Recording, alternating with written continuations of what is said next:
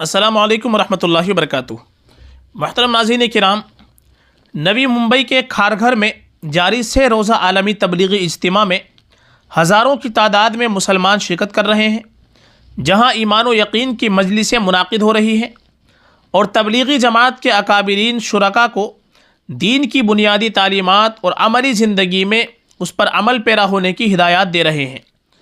سنیچر 1 فروری کو اجتماع کے دوسرے دن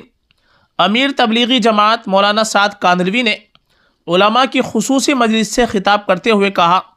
کہ ہمارے گشت میں 2 بنیادی چیزوں کی اہمیت ہے: فضائل اور مسائل کی تعلیم۔ فضائل کی تعلیم اس وقت تک مکمل نہیں جب تک مسائل کی آگاہی نہ ہو۔ میرے نزدیک محض فضائل کی کوئی حیثیت نہیں، بلکہ ان کا مقصد ایمان کی تجدید اور اللہ کی رضا کی طرف رجوع کرنا ہے۔ انہوں نے مزید کہا کہ علماء کے لیے مدارس کی حیثیت وہی ہے جو ڈاکٹروں کے لیے میڈیکل کالج کی ہوتی ہے، جبکہ مساجد کو ان کے کلینک کی مثال دی جا سکتی ہے، جہاں وہ لوگوں کو دینی رہنمائی فراہم کرتے ہیں اور ان کے روحانی علاج کا کام انجام دیتے ہیں۔ مولانا سعد نے واضح کیا کہ تبلیغی جماعت کا مقصد دین کی تعلیم و تعلم سے روگردانی نہیں، بلکہ تبلیغ میں دین کی تعلیم و تعلم کو چھوڑ کر محض گشت پر نکلنا ہمارا مقصد نہیں، بلکہ اس کے لیے پہلے متبادل کا انتظام کرنا ضروری ہے۔ انہوں نے کہا کہ تبلیغی جماعت کا اصل مقصد مدارس کا قیام اور دینی تعلیمات کو عام کرنا ہے، تاکہ امت مسلمہ میں دینی بیداری پیدا ہو اور عملی زندگی میں سنتوں کا احیاء ہو۔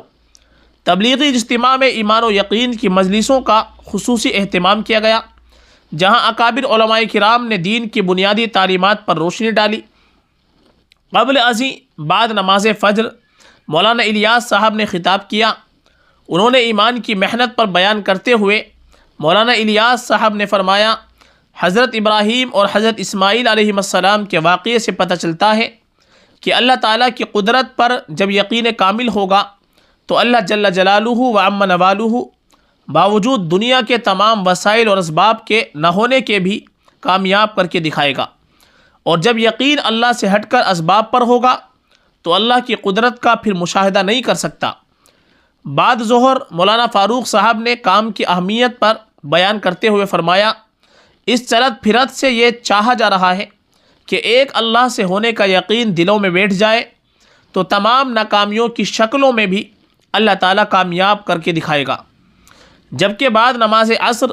مولانا عبد الولیب صاحب نے ایمان و یقین کے موضوع پر خصوصی گفتگو فرمائی۔ بعد نماز مغرب مولانا سعد صاحب کی خصوصی نشست ہوئی،